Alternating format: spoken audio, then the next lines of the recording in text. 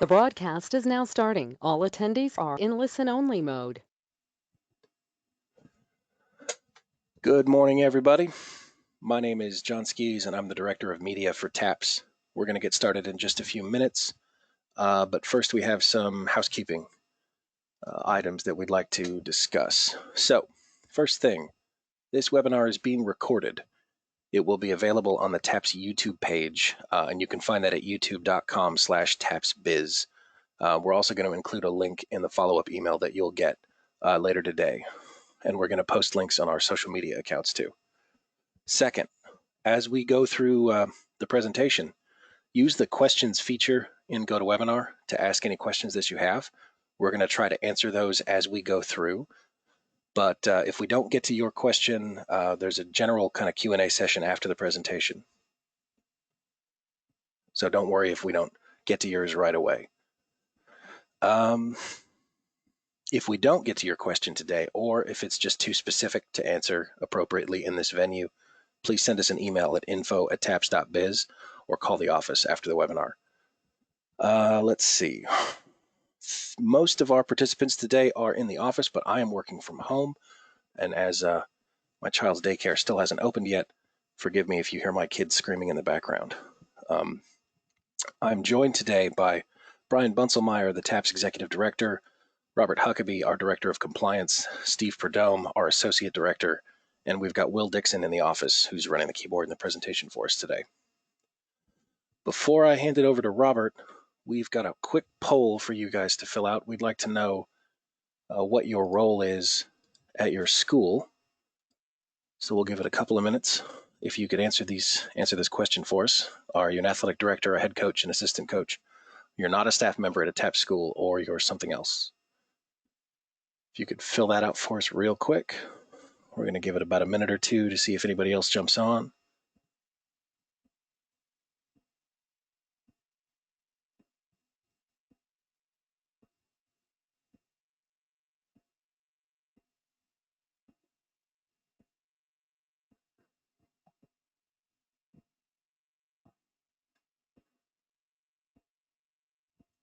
Okay, we're at 80% complete.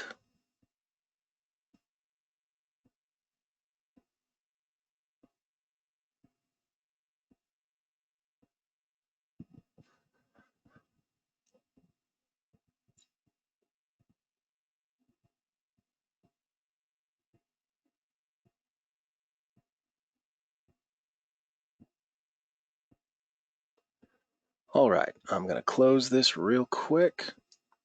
Oh, a couple more people are voting. Looks like most of you are athletic directors. All right, thank you for participating in that. I'm going to hand it over to Robert Huckabee, and he's going to start us on our presentation. All right, good morning, everyone. Thank you, John. And we'll start by kind of describing what we're going to do. We're going to roll through this information this morning and try to address some of the things we know you're thinking about. We've been thinking about them as well. Some of the questions that you have on your mind of where we are and where we're going in the next few weeks and months. And so, like John mentioned, if you have questions, you can type those in that question box. If you want to wait till we get closer to the end and see if we maybe answer some of those along the way, that would be great as well. We'll answer as many as we can. But I want to throw it over to Brian and have Brian give us some opening comments. Thank you all for joining us here today. If you've joined us on the previous webinars, you've gained similar information. We're going to try to be a little more granular today in the football, and then we'll have cross country followed by fall band. We felt like it was an important opportunity for our coaches, our athletic directors, our fine art directors to be able to ask questions a little more specific to each sport or activity. So please, questions are welcome. Again, as Robert said, if it's a little too deep dive, if it's too specific to your school, we'll definitely be entertaining emails at info@taps.biz, or by calling the TAPS office. That number is 254-947-9268. I hate to say it, but you're going to hear that information repeated several times as we go through the webinar, but we want to make sure we give you every avenue to communicate. So as we get forward, thank you again for joining us here today. Thank you for what you do for our schools. We are one big extended family. We're 8,000 coaches, sponsors, and directors. We're 41,000 students in 226 schools. And we're proud to be a part of that. As the TAP staff of 10, we're right there with you. So without further ado, Robert, let's move forward at the football webinar. All right, thank you, Brian. We'll move to our first slide. We're going to jump right in the beginning here and answer probably the most frequently asked question we've had, certainly in the last few weeks, even in the last few days, is as a football coach, having missed spring football and then ready to jump into summer activities, and when can I get my kids out here, and what can I do? We've all been hanging on the governor's orders and directives, knowing that he was kind of rolling things out a couple of weeks at a time, phasing the reopening of our state. At the national level, the president has kind of passed that to the respective governors. So that's been our main point of information for the last few weeks, and what we've been using as our directives for what he has allowed schools and school-based programs to do. And based on what he announced yesterday, and all of the documents that go with that, we spent a lot of yesterday afternoon going through that, sorting through it, try to get some direction for what we can help you with regard to what you can do in your programs with your athletes. And as we see it and as we read it, between now and June 1st, we are still in a mode at the school-based programs where you are virtual only through May 31st. Schools have kind of been segregated out and treated differently than other businesses and other activities around our state. So that's the guidance that we're relying on as a school-based organization. And so between now and May 31st, you're still in that virtual only mode that we've described and published for you with regard to publishing workouts and things for your athletes to do, but your contact with them still is not allowed, and you still are only in a virtual mode. Okay. What can I do starting June 1st? What can I do starting June 1st? So, beginning on June 1st, roll that next slide, Will. These are the latest instructions we received as of yesterday. Starting June 1st, instructions related to school-based programs. Your school gyms, weight rooms, and indoor facilities will remain closed for purposes of athletic or fitness activities to both students and to your community. Okay. Outdoor, once again, starting June 1st, outdoor sports are allowable, but only if they can be conducted in accordance with the State Health Department guidance. And what is that guidance? That refers us back to the guidance that was given for outdoor sporting activities. Individuals may engage in outdoor sports provided the sports do not include contact with other participants, and no more than 4 participants can play the sport at any time. So what does that mean for you as a football coach? Brian, would you help discuss some of the conversations you've had with some of our people over the last couple of days of how practically as a football coach you could begin on June 1st doing some limited outdoor activities with your athletes? I think the biggest thing to understand is right now we're still in wait and see mode. I think it's very important that we all practice that hardest thing there is to do, which is patience and time and wait. Right now, the way that we understand it, if you were to put one coach out there and you had 4 participants spread by 6 foot apart in a line, you could do wind sprints, you could do any kind of calisthenics, you could do options across that way. However, throwing a ball is considered equipment, and right now equipment is not allowed. I think the idea would be if a quarterback touched it and a receiver touched it, you don't have a chance to clean it in between. We are understanding that as you read the other rules that apply to youth leagues, that Little League would be able to start June 1, that other things would be allowed to start June 1, but to our understanding, school-based activities, and you are obviously listing here because you're a school, are going to be treated different than club and select and youth activities or YMCA.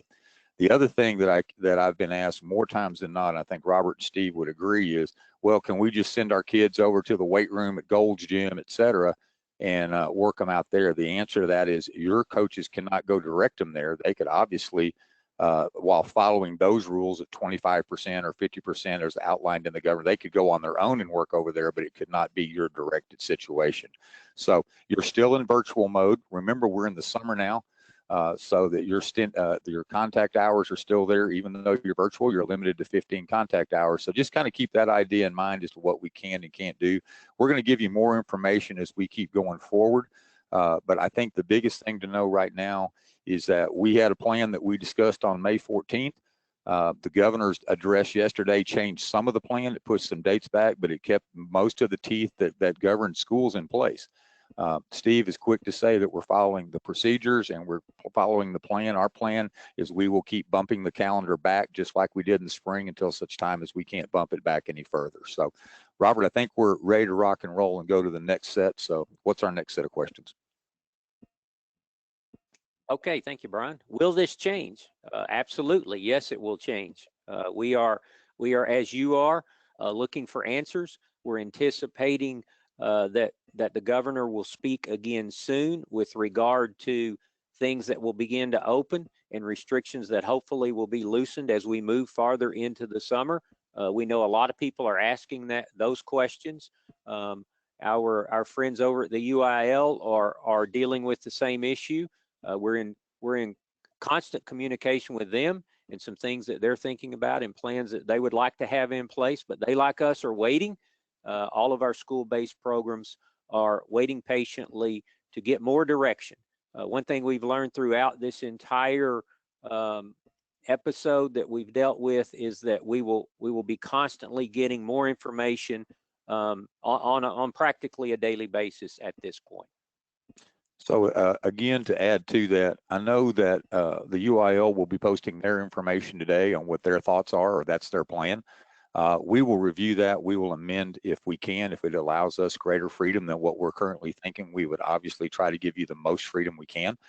At the same time, the UIL has approached the governor's office. We've approached the governor's office. And for those of you who are members of the Texas Private School Association, I know their director, Laura Colangelo, has been addressing the governor's office on as well, trying to get clarification on what schools can do as far as summer camps, as far as camps, but also as far as what we can do on workouts. So the situation of will it change is a little more difficult because really the governor has not addressed schools since he closed them.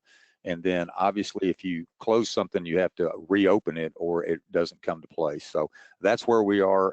If things will change, more likely than not, we're going to change and we'll get you updates as soon as we can. So Robert, what's next? All right, contact hours. What are the summer rules? And when we get to a point where we can do more with our athletes, what are our rules? What are our limitations and restrictions? We've addressed this in some of our previous information. Steve, why don't you, let's roll to this next slide, Will. And Steve, kind of walk us through what our summer rules are with regard to contact with our athletes. Yes, some rules have not changed in that aspect that you get to be with your athletes 15 hours. That's conditioning and activities. And again, we're not on Sundays. And these will roll into our fall workouts. And again, review section 136. We say it over and over again to make sure that you read it. If you have a question, you send us a question and ask us about that. But again, at least that's one thing that has not changed is the contact hours. Also, everybody's being affected by this. And the only thing we know for sure is it will continue to change and we have to stay on top of it as we go. And how we use these contact hours will be dictated by that. Thank you, Steve. And this is my disclaimer that I'll give probably several times throughout this webinar. I have in all the webinars. Remember, the guidelines we're giving you for what's allowed, summer workouts and those different times of the year, those never supersede what you're allowed to do under our governing authorities. So just remember that these are our guidelines that are in place. If, when, and as we can get to some sense of normalcy, what it is that you can do.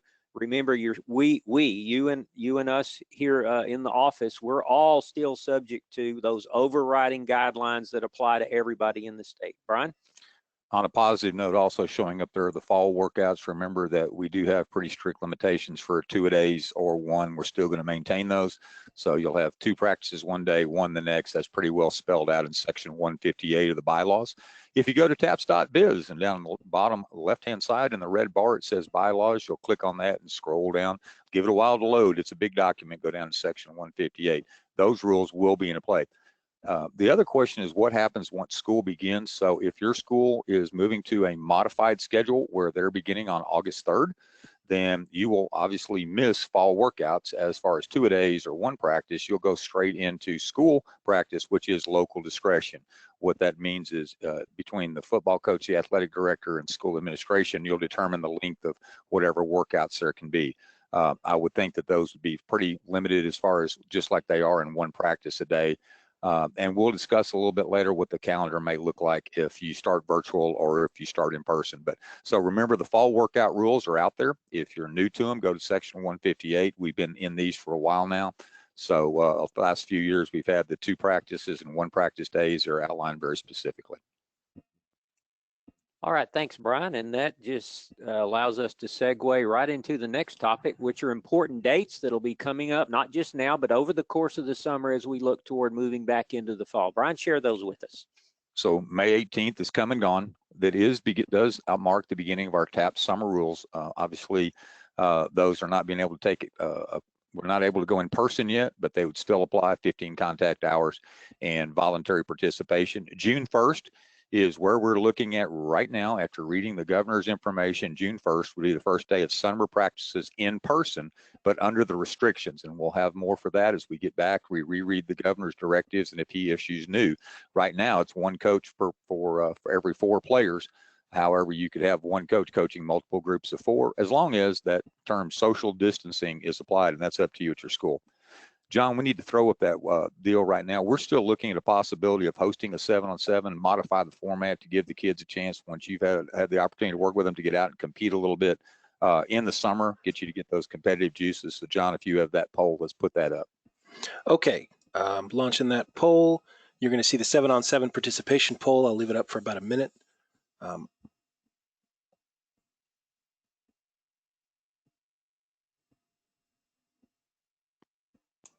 To that extent, we're not saying we have to. We're not saying you have to participate. We're trying to determine if I know that the statewide 7-on-7 has been canceled. We're looking at if our schools wish to have that opportunity or not. That's what we're trying to discover here.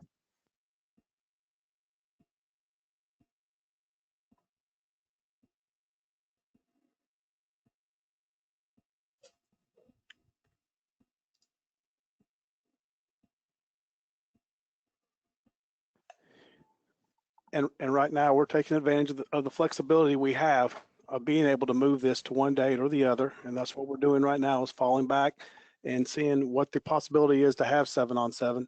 And as we get through to the end of the summer, it would be good to bring everybody together right before we launch into a new year with everything going well. That's our plan. But again, we're just having to look at the ever-changing landscape.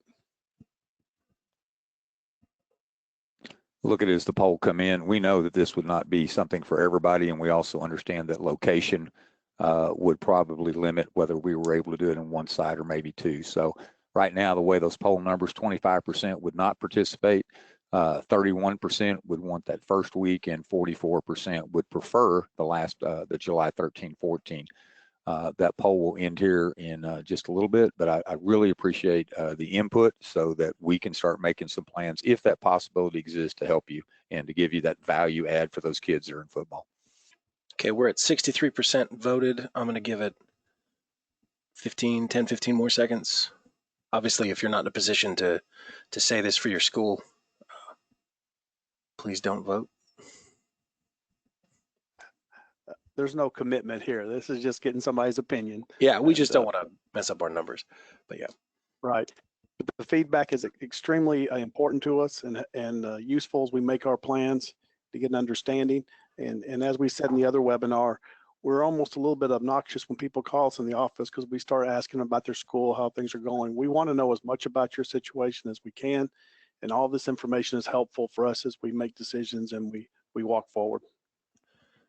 Okay, I'm going to close the poll now, and we'll continue on with the presentation. Again, keep it up with your questions. We're seeing all the questions that are coming in, and we're putting them in our documentation so we can get to those at the Q&A session.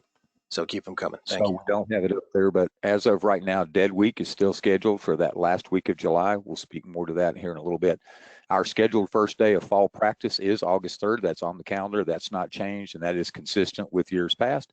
And then September 18th is our transfer deadline. So students that want to participate in fall activities would have to be enrolled in attending your school, and we'll again address whether that means in-person, virtual, or depending on what your school situation is. Right now, though, know that those dates are the dates located on the TAPS calendar, and that we're going to move forward with those in place until we can't move forward again. Once again, we've got the plan. We'll work the plan until we have to make a change.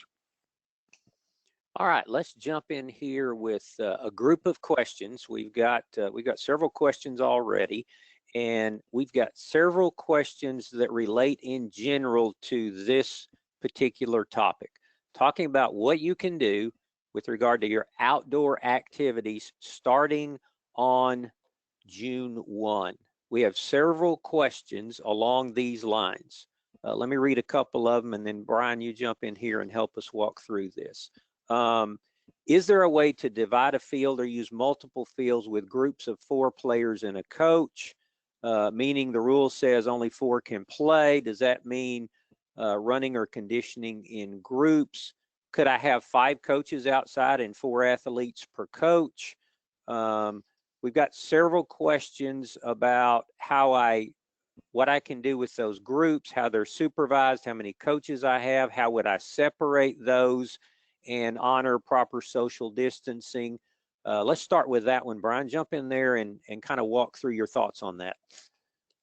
I'll try to hit them one at a time if I can, as opposed to a group.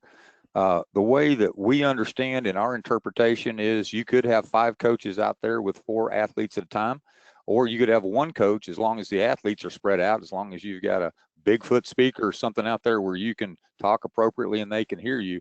The key is to have your group socially distanced and then the students within those groups socially distanced. So, you know, I can imagine a coach standing at a 50-yard line. I can imagine you having lines 4 deep of kids that are 6 foot side to side or more, 10 foot apart, 6 foot deep, and you're doing wind sprints, or you're doing build-ups, or you're doing some kind of a calisthenic with them. I think that, especially like your pregame calisthenics, I think those kind of things would be appropriate. So again, dividing the field, I think that was great. I don't think you have to use multiple fields. I think the whole key is social distancing.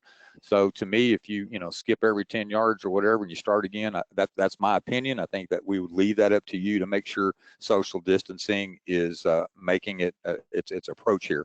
The Texas Health and Human Services, we talked about that a little bit. If they release new updates, just to let you know, as any update comes, we will update. But the only thing you can do right now is to work on the best protocol you have in place. So yes, you could have 1 coach or 5, in our opinion. I think it's very important that as you look at sport and conditioning, conditioning is included in sports. In our summer rules, we make no differentiation between active sports. So if you're doing football, if you're practicing 7-on-7, that goes into the 15 hours. So conditioning as well. So if we're allowed to go back into the weight rooms, those hours would count in the 15. And if you're allowed to go back, start throwing a football or playing basketball in a gym right now, of course, indoors is excluded.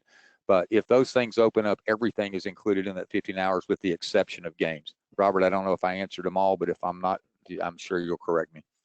We have several related to that about equipment. We're going to address equipment here in just a minute, so we'll hold off on those and maybe get all those answered. Let's move on to our next topic here, Will, practice equipment.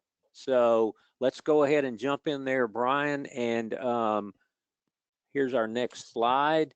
Address what equipment is and is not allowed as we move into our summer activities. So from a football perspective, right now, no equipment is allowed, and we'll definitely notify once that's updated and we can start. So summer practice, once it's allowed by governing authorities, meaning our governor, your local or whatever your chain of deals, if you've got the diocese saying yes or no, if you've got your board of directors saying yes or no at your school, but once again, as we get forward. So right now, we're going to look at allowed equipment and restricted equipment. This has been up for a couple of years. Will's going to work here to see if we can get you to the website. So if you go to taps.biz, and if you click on the athletics, And then if you click on football, it's a little slow here in the office today. I think the Texas Motor Speedway's tired after the graduations last night.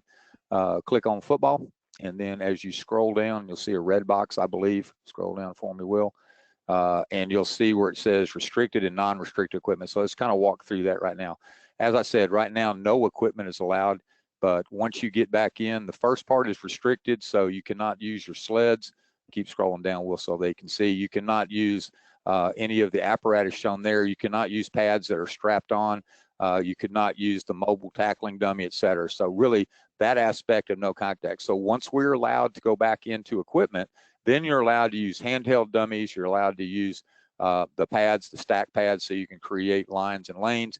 And then you're allowed to use any of the handheld stuff or the tackling donuts as are shown there. So, and players are allowed to be in soft shell helmets, not hard shell helmets. So again, if you'll go to taps.biz, click on athletics, click on football, and then drop down to the big red square in the, or box in the middle that says restricted and non-restricted. This equipment is similar to what the UIL has. These same restrictions apply here at TAPS. We'll go back to the other side. And then the acclimation period. So understand we still need an acclimation period when we come back. So if we do modify dead week, there would still be no equipment allowed. It would be through the summer. We would allow the allowed equipment during dead week. If dead week remains in place, then of course there would be no activity there. So make sure you go to taps.biz, click on athletics, click on football, and then review that allowed and restricted equipment. If you have specific questions about equipment that you have in place that may not have been listed there, please feel free to email us at info at taps.biz, and we'll get back to you on whether that's approved or not approved. All right, thank you, Brian. As we said, we will continue to navigate the summer as we receive additional information that loosens some of the restrictions that we're all under now. And as we get that information, hopefully soon, we'll release that to you, and we will release to you some very clear guidelines of our interpretation of those guidelines and restrictions and what it allows you to do. Like Brian mentioned earlier, our hope is to be able to allow you to get back to normal as quickly as possible within those restrictions. And we will certainly modify and adjust our rules and guidelines to fit within that and to allow you to get your athletes back and get back on the field as quickly as you can. Once we navigate the summer and then begin looking toward the fall, we all anticipate, hopefully, being able to get back to school, get back to our activities. Right now, all of our things are still scheduled as they show on the TAPS calendar, but there could be some unique things to come up during the fall. And so as we move into the fall, let's remind everybody about the schedules that exist in football. Brian, address those right quick, if you would. So just to be clear, we're making our plans to begin as scheduled. We will obviously have the opportunity to modify those, and we'll get that out as soon as possible if governing authorities require us to do so. If you'll go to www.taps.biz, the TAPS website, click on the calendar tab up next to the big word TAPS, and then scroll across. It will have August show up for you. August will show up with your scrimmage dates, and then week 1 is the last week of August. Week 11 is in November. Our playoffs for area, regional, and state are all in there. One thing I want to remind you is we will do our best to stay consistent with the UIL so that week 1 remains week 1, week 2 remains week 2, so that you're not juggling dates for those non-district games that you have scheduled with UIL schools or other schools that are approved for play, that you'll maintain your schedule integrity week 1 through 11. So just that, I've had that question numerous times. If the UIL postpones and we can go forward, we will still keep our week 1 as it is. If we all have to move back, we will try to keep week 1 along with those. Our championships are scheduled the first week in December, I do believe. We're not looking at this time at moving the championships back. However, understand that if it's dictated as COVID-19 moves through the summer and fall, we will definitely look at that possibility. So right now, we're planning on the schedules as status quo. Go to taps.biz, click on calendar, and then scroll across to your August, and that would be your scrimmage dates and your week 1 date. All right, thank you, Brian. As people are looking toward the fall, certainly at the school administrative level, with all the information we have, people are beginning to plan for possible options in the fall with regard to the school day, school classes, your school calendar. There's a lot of things out there now that people are looking at. What is our thought and plan on fall 2020, knowing that there's a possibility we might have some scheduled disruptions throughout the season? So from a coach's perspective and an athletic director's perspective, you're obviously going to be governed by your school's calendar. Many of our schools are already planning in virtual weeks. They're planning in additional off weeks if they start early. Your schedules at your school are being developed as we speak, and as you look at them, they may change as well. So if your schedule already has a virtual week and it's scheduled in there, then students would be able to come practice with your school. They would be at your coach's practice. You would be very much the same as you are now, depending on what your administration tells you. So that's administration regulated, not TAPS. TAPS would say you can. It's up to your school to tell you how. My opinion is, if you're virtual, then definitely if those kids are not on campus during the day, you would be more likely subject to that 3-hour rule that we have back in the summer, but we'll get you more information on that as we get closer. So if school is open regular, you don't have any COVID-19, and it's not health concerns closing you down, then I think that you would be able to have regular practice and regular scheduled games as you go forward. The situation that we're all worried about, you and I and everyone in this room and everyone across the state of Texas and the nation, I guess, what if we develop a positive COVID test, or we have a student that's on the football team or in the school that is now, whether they're asymptomatic or symptomatic, they're testing positive and they do go to the hospital or they don't, and you're now forced by the CDC guidelines or the governor's guidelines or the Texas Department of Human Health Services, your own diocese, your own school, there's a layer upon layer of guidelines. If you have to shut down because of a health crisis, and it's directed by COVID-19, that at that time you would not be able to have practice and you would not be able to have scheduled games. So there's two distinct differences here. One, your school is already taking opportunity to schedule in some virtual weeks or to give an extra week at Thanksgiving. Those would come with no disruption in your practice or game schedule. But if the health concern of COVID-19 returns and your school has to be closed for those, then we would have a disruption of the schedule as far as being able to practice or go forward. The situation, if you take the worst case scenario, or I guess it may not be the worst, but it's a pretty dire strait. If your school has to close for 2 full weeks, in other words, students cannot come on campus, you cannot have practice for 2 weeks, we are developing guidelines that would allow you an acclimation period to come back in before you start playing games. Now, that may happen in Houston, but the rest of the state is open. The rest of the state would go forward, whereas Houston would, and it may be a particular school would have to shut down. So it could be statewide, it could be countywide, it could be citywide, or it could be independent schools as they go forward. I'm gonna let Steve add in just a little bit there so you can hear somebody's voice beside mine for sure. Also, this isn't so foreign that we've never been through this before. We've been through the flooding, we've been through the hurricanes where people have lost a couple of weeks, and we have some tools in place that we've used in the past that we could use again. So again, we're not out here somewhere we've never been before, and we do know that things will happen. And so we're trying to get ourselves as well prepared as we can, but also communication is going to be key. We got to talk to each other. We need to communicate with the office, and that will help us to walk down and get this season underway and get us to a good end. So again, we have some situations that we have walked through before with the swine flu. We've walked through with the hurricanes. We've walked through where schools have had to close for a variety of reasons and how that affected. So we'll talk about the brackets a little later on and how things might be affected or played in, but understand, like Steve said, the more you can help us understand what you're facing, the more we can help you understand what the rules will be. So we are looking at a myriad of possibilities. The whiteboards are full of options, and the floor is littered with note cards where we've worked through some possibilities and not others. So what's next on the calendar, Robert? All right, next we have football rules. Many of you are returning coaches and ADs, and you're familiar with our rules. Some may be new to your school, maybe new to TAPS. Brian, run us through right quick the rules that apply to football at the TAPS level and that our coaches need to be familiar with.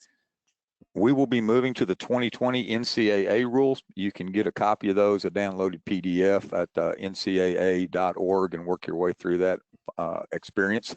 Sometimes it's easy to find, sometimes it's not, but the 2020 NCAA rules are in effect. I know from time to time we get questions that make reference to the NFH rules. We do not follow the National Federation of High Schools for football. Most of you already knew that, but I wanted to reiterate it's the 2020 rules are in effect.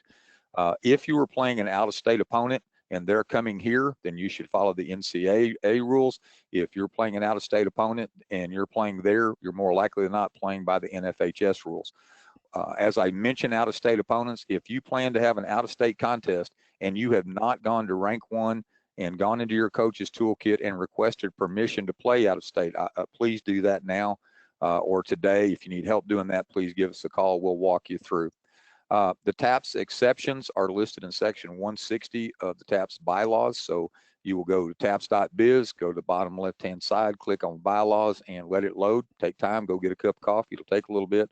Drop down to section 160, and that's where we go through the TAPS exceptions. And for the most part, we are consistent with the UIL. The main difference that we have between TAPS and the UIL is what happens when there is a removal from a contest, and those situations are a little different between TAPS and the UIL. Equipment wise, just a reminder, I have not seen, and Steve and Robert, we're reaching out to our helmet manufacturers and whatever, and I know y'all are probably doing the same thing as football coaches. Things that need to be reconditioned, things that need to be checked helmet wise, we need to do that. Make sure you go back. Those of you that normally have spring football and have that opportunity to check all that, make sure, I'm sure you've checked equipment 10 times by now, but go back and check it that 11th time and make sure everything is ready to rock and roll. That you don't have any problems. While I'm talking about equipment, one thing that continues to come up, and I had this question this morning on the text is, can I use my huddle sideline? And the answer is no. Until the NCAA rules and the UIL make that exception, we will not. So the huddle sideline option is not available for us to use right now. So if you were planning on having iPads on the sideline or whatever it takes to do that, that is a no at this time. And that's consistent with where we've been. Robert, Steve, did I miss anything on the equipment, or do we feel okay where we are? No, I think it's important just to make sure you're on top of it. If you're a new coach or someone that's having some difficulty, reach out to each other. Call the other coaches. You can call the office also, and we can try to get you in touch with somebody. But hopefully we've been able to get everything together and ready for the new year. But again, it's very important, and we're here to help. All right, thanks, Steve. Let's jump to the next topic, which is schedules. Obviously, it's very important that all the games you have scheduled, that you get those out for everyone to see. It helps us tremendously here in the office. Steve, I'm going to pass this one to you. Jump to the next slide and share with our coaches things that we need for them to have in place for us as we move into schedules for the fall. Yes, if you have your schedules, please put them into Rank 1 and to ScoreStream. Also, make your schedule public on Rank 1. You can still make changes, but it helps everybody, all your stakeholders, and also the TAPS office to be able to see what you're doing. And it helps everybody to be able to, when they're looking for games. If you need a game, we can post it up here on the taps.biz, the website. Also, I'm hearing that some people are losing some of these out-of-state games they were planning on going to or wherever. It'd be good if people could get together maybe and help each other out, as those openings, last-second openings, might be occurring as we go into the new year. But get everything in order. Also, get it to your officials. The chapters are there, ready. This is one thing they can do, is get the schedule in place. It needs to be TASO or a TAPS approved chapter. So make sure that you have that. You can check the website for that. If you have questions, please reach out to me in the office, Steve at taps.biz, and I'll be happy to answer your questions. Along that same line with officials, understand that there will be a $5 fee increase across all levels. So as athletic directors or football coaches, if you're the one paying, make sure that you go back and look at the officials. You can go to taps.biz, click on officials in the upper menu bar. It'll drop you down to pay scales. So again, the pay scales are for the most part going to go up $5 per official. They're redoing some of the rings, if you're familiar with that, depending, especially in the panhandle, if you may be a little bit far out to get it going. But the officials have reached out to us. They've been very good as we've gone through all this together. I think the more information we can give them. Again, it is extremely important that you get your schedules in. If you need games, please email us, info@taps.biz, info. Kelly will get that information up as soon as possible, and we can do the best we can to help. Our goal right now is that we'll play our schedules as they are.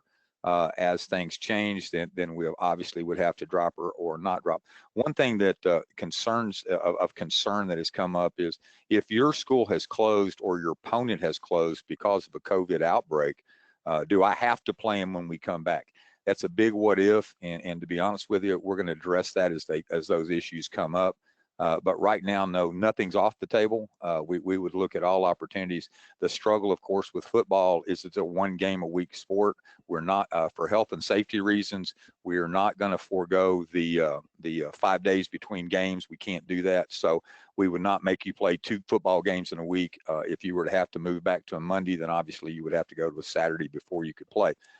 So it's very important as we go. And then one other question that has come up repeatedly is the 6-quarter rule between JV and varsity. So as you're scheduling, if you're planning on a sub-varsity schedule, your varsity and a sub-varsity, remember the 6-quarter rule is in play for right as we speak. There's been no amendment to that rule. So 6 quarters per week for students. And as we move forward, I don't anticipate that changing. But we will continue to ask the board and the AEC if change occurs, we'll let you know. So before you jump out there and do the sub-varsity, I think what I'm trying to say in as polite a way as I know how, make sure you can field the team or you feel positive. I know sub-varsity is always one that can get canceled at the last minute, but do the best you can as you prepare those squads. Robert? All right, thanks, Brian. Next topic is student information. Obviously, it's going to be important that all your students are enrolled in your school, that you have them in rank 1, all those things that are needed with regard to student eligibility, whether they're a returning student, transfer student, any of those things that would require documentation where they need to be in the rank 1 system or they need approval through our office. Brian, go through some of those right quick and just remind our coaches about things they can be working on now and as we move toward the fall. Since we have a group here of coaches and athletic directors, students that were attending your school this year during the 1920 school year, ADs, just make sure that you've gone to rank 1, attended a webinar, and that you can promote those kids. If you need help, definitely reach out to rank 1 with doing that. Students that are coming in new to your school, your 8th grade students that are coming in, once you've promoted your students, you can add your 8th grade students. And your high school transfers, that, Robert, if I'm not correct, I think it's June 1 is the date that they're looking at when you can begin having your transfer students entered, and then that's when we'll begin accepting their transfer forms. As a reminder, I said this last week on a couple of webinars, that if you have transfer forms on your website, if you have physical forms on your website, if you have any hard copy forms like that, these forms are all generated through the student profile in rank 1. So please, the students, once you get their profiles, especially your transfer students, they'll need to complete the student questionnaire, which will generate those forms. Rank 1, make sure your student profiles are up to date.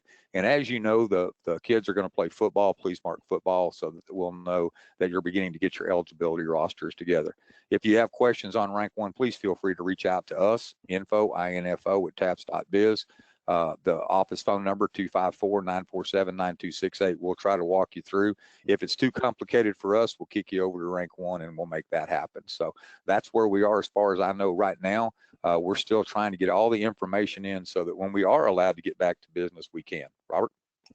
Thanks, Brian. Next topic is student health. Obviously, we require physicals on an annual basis. Brian, give us an update of what will be required for our participating athletes going forward. So as we move forward, once again, once you get that student profile ready, every student that's participating in athletics needs to have, especially in football, needs to have the medical history form filled out. That medical history form is found in the student profile. They'll do that electronically. And then every student will need that. As you check those, if they've checked yes to one of the 7 boxes that says you have to have a physical, then if they check yes, then you have to have a current physical before the student can practice. If they don't check one of those 7, then what we're saying right now in physicals, I know the UIL has some different rules. I know other folks have different rules. The TAPS rule, as we've published and said before, students must have a physical as soon as it's practical. So if you have a student that normally gets their physical in March or April or May or June, and right now they can't get to the doctor, or to be honest with you, they don't want to go to the doctor's office right now. They're a little nervous about the situation. You need to get that as soon as possible.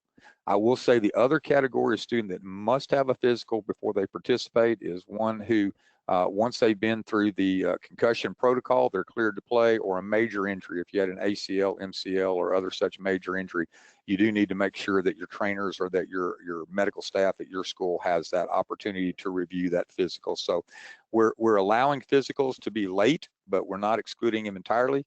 At the same time, we're not going to come dictate a deadline for you to have those physicals. We need for you to say, for your own protection, for the protection of the students and staff and school, that they'll get a current physical in as soon as possible. All right, thanks, Brian. Another topic that we've had a lot of questions over during the last couple of months is alignment. 2020-21 school year, this upcoming school year will be the first year of our next 2-year alignment cycle that was published back in the fall. That information is on the TAPS website. If you go to the TAPS website at the top, if you look at the far left, the first button there is alignment. You can click on that alignment button. You can go look at the team sports, and it will give you your assignments. Go there and make sure that where you're aligned is consistent. And if there are any changes, if you know that you're not going to be able to, Will jumped over there right quick. Hopefully you can see that. Click on alignment. It'll take you to our alignment page. You scroll down and you can click on Team Sport Alignment Recap. They're highlighted in blue, and that will take you to each sport and all of the districts that have been assigned in all of those respective classifications and divisions. So go there if you would, double check where you are. If you have any questions, reach out to us. We've had a lot of schools that have shared concerns about decrease in enrollment. They may lose some programs, may lose some activities, or they may struggle to field enough. If you know there are any areas of your school that may not be able to field the team going into next year, please reach out to us. We'd love to discuss that with you, what the options are, and then assist in making sure that we have good alignments and good information in all of our classifications and all of our districts. Brian? So with alignment, the question has come up since last week's webinar. We will be polling our schools the first couple of weeks of July on enrollment, but the snapshot deadline will be after school has begun, will be September 8th. So September 8th will be that hard deadline of when we're collecting your enrollment data for this year, and then as we move forward. Obviously, September 8th, if we keep on the present schedule, that would be week 3 of football or moving into week 2. I think the problem becomes very problematic, let me put it that way, of realigning. So with our discussions with the AEC and the board and the staff all together, the alignment as it's posted for the fall of 2020 for football will remain in effect. So wherever you're aligned in that sheet right now, regardless of your enrollment, is where you will be for this fall, and plan to play that out.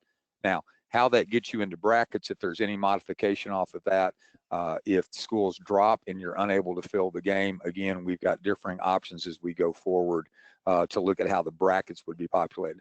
The other part about alignment is at the present time, the board has many options. We may look to realign for the 21-22 year. We're not to that point yet, but again, September 8th is our hard snapshot date. As a football coach and as an AD, you need to plan on playing the schedule you have. I'll jump right in here, Robert, and one of the more pressing questions that we've had yesterday and on Friday was, if we choose to come out of this alignment, can we move into league football? TAPS has got league football. Those schedules have been played. So you could move out of an alignment and you would be out for 2 years and play non-TAPS, but you would not be able to play for any honors or awards in other leagues or other opportunities, and nor would you be able to play in league football. So make your plans to play the schedule as you are in your district right now and how you're aligned. And if that changes, more information will be coming out on that. But right now, that's our plan. All right, next topic is district standings. Before we jump into that, just a reminder, when we talked about schedules earlier, okay, Steve mentioned when you create your schedule in rank 1, please make sure you make it public. This is the reason. If you don't make it public, your school won't show up in the district standings. We all learned that last year with rank 1, the way their system is set up. You can certainly set your schedule up as private while you're scheduling early on if you don't want anybody to see it. But when you get that schedule in there, please make sure you click that button to make that schedule public. That way it'll show up in the district standings and everybody will know everybody's in their district. Talk about district standings right quick, Brian. Our district standings will basically be sport by sport. So when you go to the TAPS page, go to athletics, go to football, you'll click on standings at the top. The districts will line back out there and you'll see them. So make sure again that you're reporting your scores and you've got your schedules in like Robert says, so we'll know the best. Everyone will have a fair slate. It's really hard when you sit in the TAPS office and we get call after call. One district, for lack of a better word, tattling on another district for not putting in their scores, or schools within their own district not putting in scores. So let's, kind of when you drive down I-35 these days, it says, let's stop that, deaths on roads. We want to do that. We want to stop the no schedule reports. So get your schedules in, make them public, and then we'll go forward. District standings, that's all outlined. If you're playing in a district, you're still playing for those district championships as your district is aligned, regardless of what bracket you're going to go into. And next topic with all of our team sports, the hottest topic year in and year out is brackets. When are the brackets going to come out? What are they going to look like? Would there be any changes in a year like this? Address some of those things we've talked with people about the last few weeks, Brian. I think, again, we're taking status quo. We're planning to work the plan, which means our brackets are going to be based on beginning August 3rd with workouts. We're going to have that last week of August be game 1, go through game 11. And then we're going to flow into the brackets and we'll work our way through there. If we have a COVID-19 outbreak, then we will have options going into the brackets that whether we're using wildcard points or modified percentages to determine who gets in and how they go, we'll work that through. At the present time, football for a 4-week playoff needs to be on a 16-team bracket. We are not looking at adding an additional round for those that have more than 16 for additional games. It just takes us way too long. I will tell you, however, there have been preliminary discussions of shortening the brackets to 8 teams, which once you restrict, of course, 8 less teams would get in. We're not to that point yet. We want to play a full 16-team bracket, but understand those options are out there. And again, we plan on working them where the 5-day rule is in effect. So we'll continue to work through. So brackets, even though we have preliminary brackets working, until we get actual numbers and actual participation on your contract in September, we won't release brackets, but no, brackets will come out as soon after September 8th as possible. All right, thanks, Brian. We've accumulated a fair number of questions here. I think we've reached that part of our webinar. So we'll try to jump in here and look at a few of these and try to answer some of them. We have several, Brian, that are grouped around what we can do on our campus. Is outside third-party training okay for players as long as players abide under the 15 hours per week of training? A similar one. Go ahead and address that one, Brian. Okay, the way that we're reading outside, you cannot rent your facilities inside or whatever out. So if an outside third party is conditioning your kids, they would be just as if they were yours. So that you would have to ensure the social distancing and the 15 hours, yes. Similar. What if we have an outside company running our strength and conditioning on our campus? Currently, that would not be allowed because your campus is not allowed to be used by you or the community. So that would not be allowed. Here's probably more a comment than a question. Why would we not fall under youth sports? The governor addressed club, youth, and pro. He would not just leave out high schools. Well, he did. Youth, club, and pro sports are allowed equipment, and high school is not. That doesn't seem very logical. Brian addressed the thought process we've gone through here in the office in trying to decipher all of this. Basically, those are for-profit opportunities. The for-profit meaning they derive their income from the gyms, from the AAU clubs, from the club volleyball, from the select baseball. And those are opportunities for younger kids as well as older kids to get involved. But to be honest with you, he was very specific, and he said schools, which included public and private, were closed to the end of the year. And now that's been extended till June 1. So our governor and his leadership were very defined. And you, as we govern schools, and our schools are governed by what his definition of a school is. We have no concept right now of why they were left out. We understand what's available for youth and club, but unfortunately, until June 1 at the present time, it's not available for our schools or for any school in the state of Texas at this point. A similar but slightly different topic is, can our school host sports camps? Can use summer camps, use our gyms, those type of activities. Not necessarily can I bring my athletes in, but can I host a youth camp or something on my campus? That's out of our control and our purvey.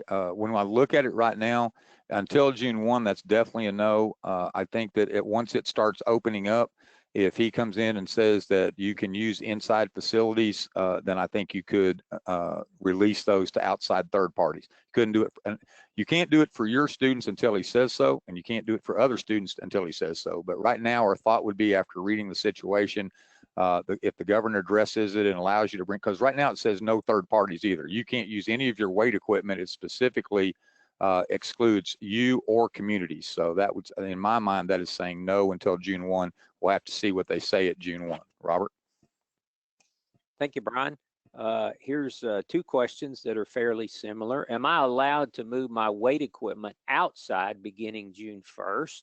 And another one, could students bring their own weight and training equipment and use it outside? I'll answer both of those. I think that's a great way to try to get around a rule that was implied that we're not going to use the weight. They specifically mentioned conditioning and weight rooms. So my answer, if you're asking my opinion, is no to the first one. You can't just move your weight benches outside and start lifting. That would be a no. You can do other conditioning, aerobic and whatever. And as far as students bringing their own equipment and use it outside, I think if students use their own equipment at home, that might look a little different than if they bring it to your facility. So again, I would direct you as a no to both of those until at least June 1. And once June 1 begins, we'll try to get as much clarification as we can. Our interpretation right now is no. Okay, moving on to kind of a potential fall issue. If we delay the start of football schedules, what would we do with districts that are in that Division 3 and 4 of 11-man football? We have we've addressed some things that we've looked at for options, but that's something we'll address if we get to that point. Obviously, Division 3 and 4 are combined for districts, but they do split out into different brackets for their playoff. So, Brian, give us just a little bit of insight, even though we don't know, as we sit here today, exactly what that might look like. I think the basic deal is you're going to play your schedule the way you play it. If games start getting canceled, they'll be canceled. And again, we will have plans, whether it's based on wild card points, wins, percentages. We've got a multitude of opportunities to present to our athletic executive committee and our board once we get there. So as of right now, plan on playing whatever games you can play in the order in which you have them stacked up on your schedule, weeks 1 through 11 with your bye week in there. And then we'll move ahead where we can. If we're forced to cancel or consolidate, then we do have a myriad of ways that we can do that to present to our AEC and our board. We won't know that until it starts happening, so we're really not going to step out too far on a limb right here and go into all the different, for lack of a better word, rumor or options at this point. Okay, we have one that talks about, obviously, Texas is a large state. We have some districts that are pretty small, some that have a larger geographic area. What if we get to the fall and schools have concerns about traveling? When will schools be allowed to make decisions that it's not safe to travel? Those are some local control issues. Brian, address kind of how we view school decisions and the hierarchy of things that happen at the local school level. If you go to our weather guidelines in section 138 of the TAPS bylaws, we discussed that the traveling team has the option, if they feel inclement weather or strong storms or whatever are in their path coming or going, that they could postpone, delay, or work through that. It's much harder in football when you start delaying games, or you could play. It's always easier to play them early than it is to play them late for the most part. But of course, you could start working back through. If your question is, can you start redoing your schedule right now so that Austin's not traveling to Corpus Christi or Brownsville, Brownsville is not traveling to San Antonio, I would highly encourage you to wait and keep your schedule intact as it is right now. The TAPS board has not redistricted. We do not plan on redistricting. We plan on you playing your schedule weeks 1 through 11 as they are right now. Of course, when you say the question, if I remember correctly, Robert, correct me if I'm wrong, it's not safe to travel. Well, each school would have the opportunity to decide what safe is. But if there's a COVID-19 outbreak at your school or one of the other schools, or if there's a struggle getting transportation or if it required overnight, if all those things came into play, I would hope that schools would go through playing at neutral sites first, if they can find an acceptable neutral site, so no one has to stay overnight, travel is reduced. It may do away with the home and home, but to be honest with you, we're in such a strange time right now. Anybody traveling great distances, this might be the year or two where we say, hey, neutral site is better, and we would sure try to get TAP schools to help that are in between those schools. So a long way of saying play the schedule as it's listed right now. As we get closer to August and as we see what's happening in the fall, we'll know more. But again, it is May, and we're looking at something that if most of your district schedulers are in October, you're still 4.5 or 5 months away. But as with everything, local control on a safety issue would be paramount. Thank you, Brian. Changing topics just a little bit here. We have a question. It says the new NCAA rule that when a player is ejected, it allows for player to stay on the sidelines. Will that apply to TAPS and TAPS games? That has been the rule since we began because of NCAA. I will tell you that the Athletic Executive Committee is looking at that rule. Unfortunately, we have had students who were ejected that the sidelines did not properly manage them, so to speak, and created additional controversy. So as we speak right now, for ejections, we do follow the NCAA guidelines where they would have allowed to be on the sideline, but that may change prior to us beginning play the last week of August. With regard to equipment, we have one. Somebody's commenting. I'm being told that reconditioning companies are not open. Steve, you've had some conversations with people recently along those lines. Help us with that one. I do know they were closed for a little while, but they were reopened. I even know one coach that had to write a letter. They asked him to write a letter to talk about the importance of that. Reach out to some other folks, or if you want to, contact me in the office. I have a couple of contacts I can put you in touch with that might be able to help you find a company or to help talk you through it and give you a little bit more clarity on how to get this done. I'll jump in there as well. Remember that with the focus on concussion right now, I think what we're asking of our schools and what you would ask of yourselves, if you can, is do your very best to make sure that your equipment's in the best condition possible. So if you know helmets were due for reconditioning and you can't get it done, I think it's very important that you document all your steps for doing that. So again, that's left to local discretion. We're encouraging to get everything taken care of as possible, and just like in a normal year. But if it's not possible, obviously document the steps you have taken. Okay, we have a couple of questions here about ScoreStream. Is it required? How do I do it? Help us with that one. The answer is last year it was voluntary. This year it is mandatory. We have sent out emails in the past. We'll send out emails again. We'll also load up onto that football page. So you go to taps.biz, click on athletics, click on football, and we'll have a tab that shows you how to do ScoreStream. Will has created a quick PowerPoint to show you how to do that. It is an app-based program. So once you find that team mom or team dad or your team manager that just needs something to do during the game, push them towards that way. But ScoreStream is important. ScoreStream pushes to the AP wire. It pushes to the football page for the live scores across the scrolling bar and also to our home screen across the scrolling bar. So last year, ScoreStream was voluntary. This year, both Rank 1 and ScoreStream are required. Thank you, Brian. All right, we've got a couple of questions here. We keep getting a lot of questions about, can we move weights around? Can we do this? Can we do things that, as Brian mentioned earlier, get us around the current restrictions we're in? The answer to that is no. The guidance we're looking at and the way we're interpreting that is, while it doesn't answer all the questions that all of us have right now, it is the information that we have available right now. Will this change? Yes, we know it will change. Do any of us know when these practice and equipment restrictions might end? No. As we sit here today, we don't have the answer to that. As soon as we get that information, we will certainly communicate that to you. Let's see, what else do we have here? All right, we got a statement here. The UIL just released a statement that they'll allow summer strength and conditioning on June 8th. what response will we have to that, Brian?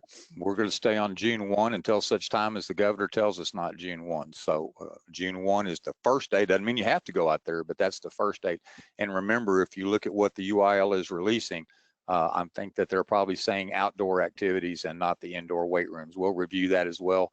But once again, as long as you're in compliance with the governor's orders, then we would allow what they are, but our date will stay June 1.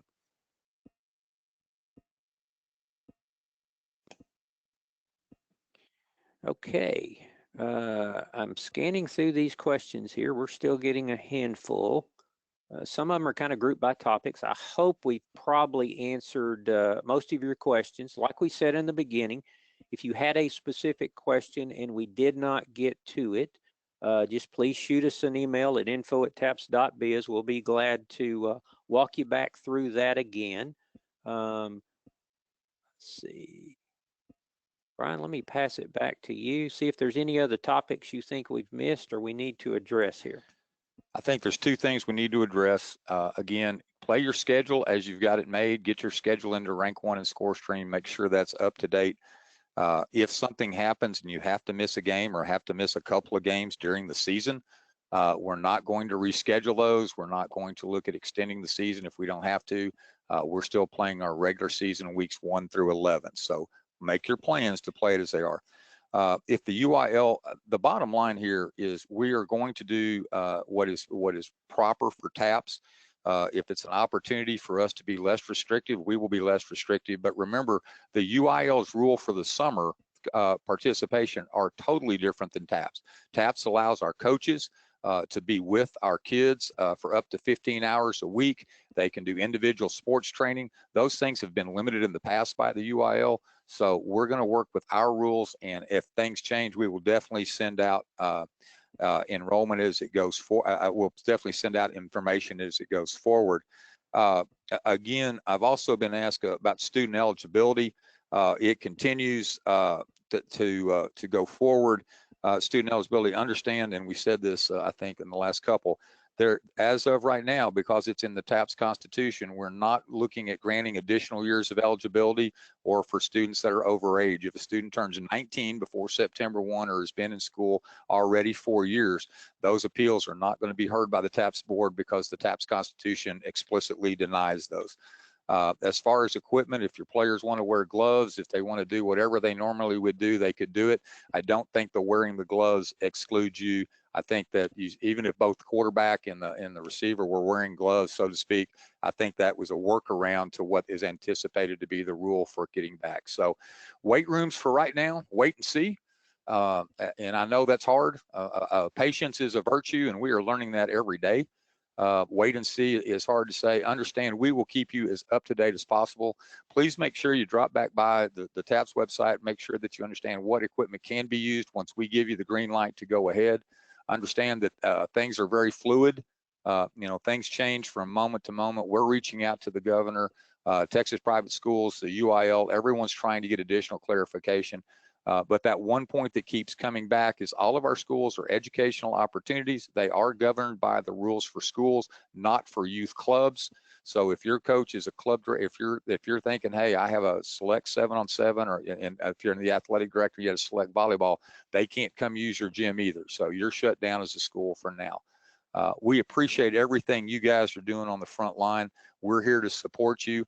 We're working in kind of a quasi-virtual office. Some of us are here, some of us are not. We'll be here when we can.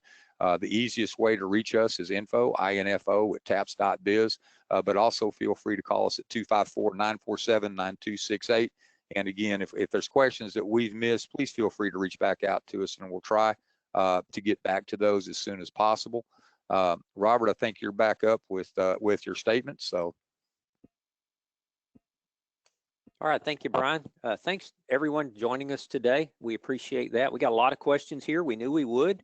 There are a lot of hot topics that are on your mind. We've tried, as we've navigated the last couple of months and even things in the last few hours and days, we've tried to communicate to you as much information we can to give you good guidance for how you can and cannot proceed. when we talk about our summer rules, when we talk about equipment, all those kinds of things, we're just trying to get some things in place so that when you can begin those activities again in person with your athletes, that you have some information out there to rely on. But please remember that our participation goals, our restrictions, anything we communicate to you does not supersede the restrictions and the guidance that we're all under, we're all subject to, and we must always be in accordance with local, state, and national orders. We will listen for those and communicate as quickly as we can. We do hope that we get more direction and more guidance in the coming days and weeks, and that these restrictions can be loosened to allow you to do more. Health and safety of all of our communities is in the forefront right now. So we want to be good role models of that. We want to be good participants in that. So please keep that in mind. Reach out to us if you have any questions. Brian, close us out here if you would. Just one more time, I want to say thank you for all that you do for the students of TAPS. It's 226 member schools. It's 40,000 students and 8,000 coaches and sponsors. We're a huge community. You're a part of something bigger than just your program or your school. We're all working to do things together for the betterment of our students and to give them opportunities. Keep going back to the TAPS website, taps.biz, click on athletics, click on football. On the right-hand side of that page will be a blog with the latest information. I just encourage you that if you don't wait for the email, everything that we're sending out in an email, we're also posting on that page, and you can click the view more and go back. So we're doing the very best we can here. We know you're doing the very best you can there. TAPS football is going to come back. What it looks like when we get there, we're going to hope that it's as close to normal as possible, and we will continue to provide options as they come available or as they are dictated upon us. Thank you for joining us here today, and that will conclude the webinar, John. All right. Once again, appreciate you folks spending some time with us. Again, if you have any questions or if we didn't get to your question, please send us an email, info@taps.biz. A recording of this webinar is going to be made available on the TAPS YouTube page. You can find that at youtube.com/tapsbiz. We're also going to be putting links to that on our social media pages. If you want to follow us on @tapsbiz, we put a lot of announcements and things up there that might be useful to you. Also, make sure that your contact information, your current email address, and your role is assigned correctly in rank 1. That is our primary way of getting in touch with you. We don't want you to miss anything. Thank you, folks. And we've got, let's see, cross country coming up at noon, and looks like marching band and field band at 2 o'clock. Thank you, folks. Have a good day.